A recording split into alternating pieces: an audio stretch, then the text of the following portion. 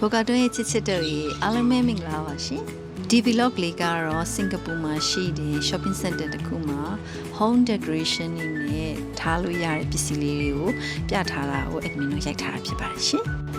ဒီနေရာမှာဆိုရင်ရွှေရောင်သမင်လေးလည်းရှိတယ်အခုပြနေတာကတော့ crystal နဲ့လုပ်ထားတဲ့ထိုင်ကုန်တွေစပွဲကုန်တွေပေါ့နော်အဲ့ဒီရဲ့ထိုင်ကုန်ထဲမှာဆိုရင်တိတ်ရွက်6ကလေးတွေကိုထည့်ထားတာတွေ့ပါတယ်ရှင်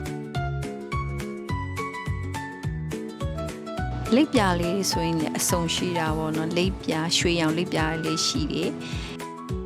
ဒါကတော့ကြားပုံစံကြီးဖြစ်ပါတယ်အိတ်ကြားလေးအရန်ကိုအသက်ဝင်တာအိတ်ကြားရဲ့နှခမ်းမွေးလေးအမြင်လေးဆွဲကြည့်ချင်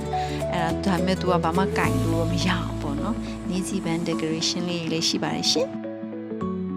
ဘူကတုံးကိုအစင်မြအပေးရတဲ့အတွက်အားလုံးကိုကျေးဇူးတင်ပါတယ်ရှင်ဒီလိုစိတ်ဝင်စားစရာ vlog လေးတွေနဲ့ပြန်လည်တွေ့ဆုံပါဦးမယ်အားလုံးကိုကျေးဇူးတင်ပါတယ်ရှင်